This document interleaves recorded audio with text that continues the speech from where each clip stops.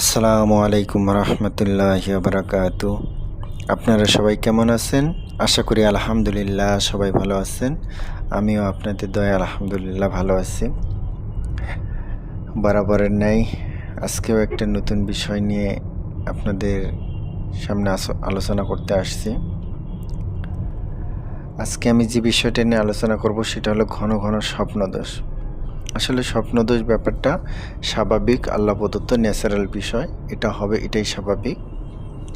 তো মাসের মধ্যে ৩-৪ দিন এটা হলে এটা স্বাভাবিক, কিন্তু যদি সপ্তাহে ৩-৪ দিন ৫ দিন হয়ে যাচ্ছে আর রাত্রে ২-৩ বার হয়ে যাইতেছে, তখন এটা আসলে আমরা রোগ বলে এটা গণ্য করা হয়।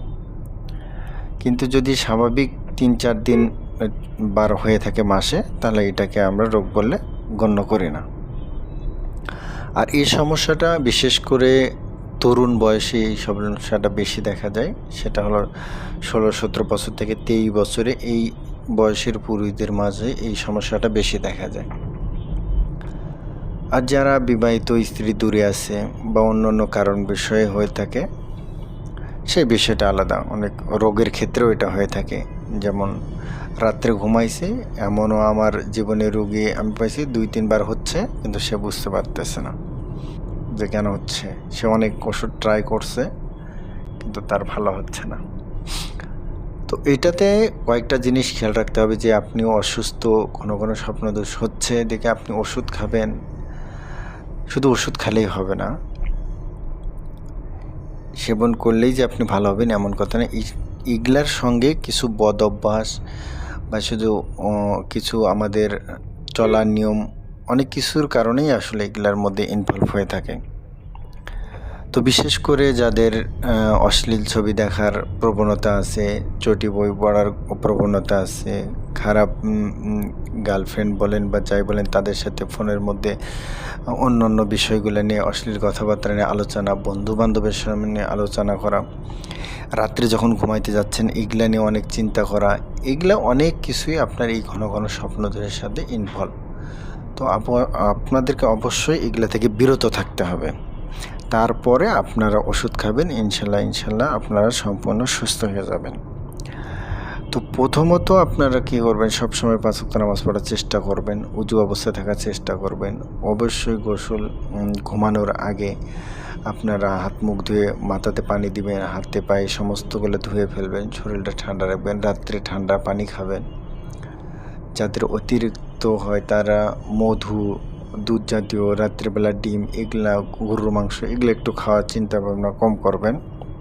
তাহলে দেখা যাচ্ছে এটা খাবেন, আপনারা যখন এই সমস্যাটা সমাধান হয়ে যাবে তখন আপনারা খাইতে পারেন, তাতে কোনো সমস্যা নাই। আর যে বদ অভ্যাসগুলো আছে অবশ্যই আপনারা ত্যাগ করবেন। তা হওয়ার পরে আপনি বদবাকি ট্রিটমেন্ট শুরু করবেন, ইনশাল্লাহ তাতে আপনার সমাধান হয়ে যাবে। তো আমি যে ওষুধটার কথা আপনাদেরকে বলবো, এটা 7 থেকে 14 দিন বা 15 দিন আপনারা একাধারে সেবন করবেন। তারপরে এটা একবারে আপনাদের ভালো হয়ে যাবে ইনশাল্লাহ। তারপরে আর হবে না। ন্যাচারাল যেটা মাসে 2-3 বার, এটা স্বাভাবিক, এটাতে অস্বাভাবিকের কিছু নয়। আপনারা অনেকেই অশ্বগন্ধার সাথে পরিচিত। বাজারে আপনার কবিরাজি যে দওয়াখানা আছে সেখানে আপনারা গেলেই আপনি পাবেন অশ্বগন্ধা। এটা আপনারা নিজেরাও নিয়ে এসে তৈরি করতে পারেন বা দোকানের মধ্যে পাউডার কিনতে পাবেন। এই অশ্বগন্ধায় নিয়ে আসবেন।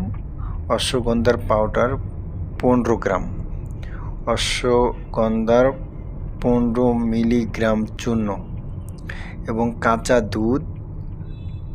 দুধ, এটা গরম দুধ না, কাঁচা দুধ, মানে যেটা জাল দেওয়া হয় না, সে কাঁচা দুধ আপনার মিক্সড করে প্রতি রাত্রে সেবন করবেন। আমি আবারও বলতেছি, অশ্বগন্ধা 5 মিলিগ্রাম চূর্ণ মানে পাউডার যেটা, আর কাঁচা দুধ দহনের পর রাত্রে যে আমরা গরম করি এটা না, কাঁচা যে দুধটা আছে এটার সাথে মিক্সড করে আপনারা 7 দিন, 14 দিন, 15 বা 18 দিন খাবেন। 7-14 দিনের মধ্যে ইনশাল্লাহ এটা একদম স্থায়ীভাবে এটা সমাধান হয়ে যায়, আর অবশ্য সমস্যা থাকে না।